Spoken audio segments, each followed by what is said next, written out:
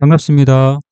오늘은 그 논란의 수능 34번을 한번 찍어볼 생각인데, 일단 이 내용에 대해서 여러 가지 막 설왕설래가 있는데, 좀 뭐 복잡하게 해석하고 이게 이거다, 저러니 저렇다, 이게 이러니 저렇다, 저게 저러니 저렇다 했는데, 사실은 이 큰 박스 부분에 있는 내용은 아주 간단해요. 간단한 게 뭐냐 하면, 한마디로 딱 한마디로 얘기하면, 갈등이 있기 때문에 그 갈등을 해소하기 위해서 법의 원리, 즉 법치주의가 필요하다 그 얘기예요. 단 하나예요 그냥.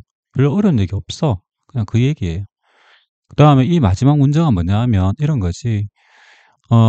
대의가 있는데 걔네들이 이성적으로 또는 뭐라고 제정신을 가지고 뭔가 자기가 하는 행동을 선택하지 못할 만한 그런 일을 한다 이거지. 그러니까 실제로 얘기해서 멍청한 짓을 한다 이거지. 그럼 멍청한 짓을 하는 사람들을 금지한다면 이렇게 했다고. 그러니까 멍청한 짓 한다, 나쁜 짓 한다. 쉽게 얘기할게. 나쁜 짓 하는 놈 그거 못하게 한다 이 말이지. 그렇다면 그 법은 이거 아닐 거다 이런 거지. 여겨지지 않는다는 것은 뭐 여겨지지 않는다 또는 이해되지 않는다 이렇게 된 거라고.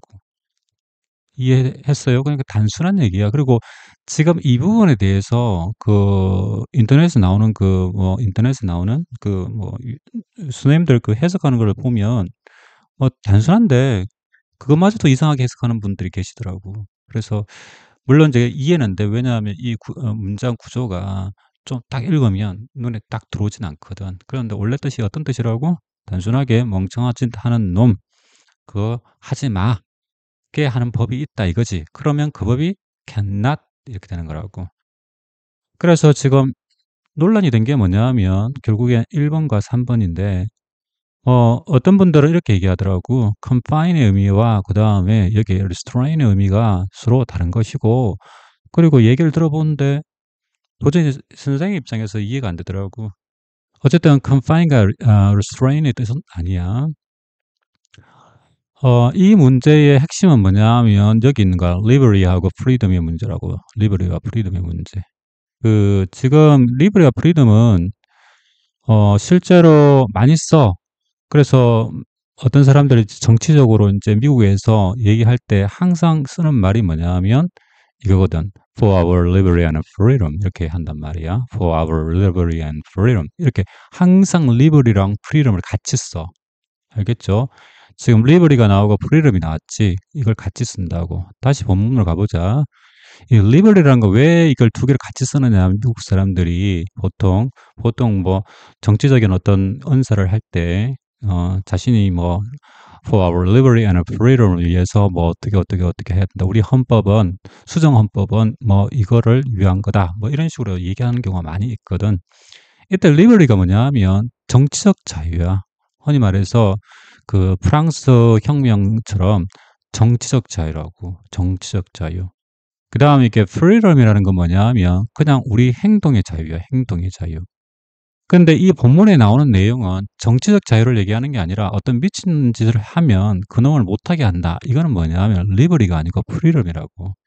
즉 다시 말하면 1 번과 3 번에 같은 경우에 정확한 답은 뭐냐면 3 번이 맞아. 왜냐하면 freedom이 맞으니까. liberty를 했으면 이상해. 왜? 정치적 자유를 위해서 미친 짓을 하진 않거든. 그게 아니고 이 freedom이라는 것은 뭐냐 하면 남들이 보기에 미친 짓 같이 보이는 거 있잖아.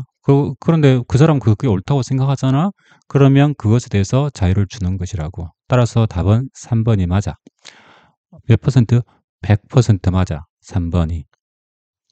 근데 선생님 입장에서는 1 번도 답이라고 해 줘야 된다고 생각해. 왜냐하면 지금 뭐 legally thereas나 understood랑 같은 뜻이고 reasonably 들어가나 뭐 안 들어가나 상관이 없는 거고, confine이나 restrain 뭐 confine은 뭐 제한한다는 뜻이고 금지한다는 뜻이 아니다. 뭐 제약한다는 뜻이 아니다. 이렇게 말씀하시는 분 계시는데 결국에 제약하나 아니면 뭐 어느 범위를 두나 confine 하나 restrain 하나 결국에는 못하게 하는 거잖아. stop 하게 하는 거잖아. 그러면 같이 뜻이 같거든. 그러면 1 번의 regarded as reasonably confined 요까지랑 understood as restraint on까지 뜻이 완벽히 같아. 완벽히 같다고. 그럼 뭐의 차이만 있나? liberty와 freedom의 차이밖에 없다 이거지. 그러니까 1번 같은 경우에 정치적 자유, 그런 것에서 정치적 자유로부터 뭐 해방시키는 문제가 아니고 미치지 않은 것에 대해서 제약을 하는 거란 말이야. 따라서 답은 프리덤이 맞지. 그래서 맞는데 다시 얘기하지만 나는 평가원이 이거는 지나친 문제라 생각해. 어떤 학생이 리버리하고 프리덤을 구별해서 외웠을까라. 그런 친구 잘 없을 거란 말이지.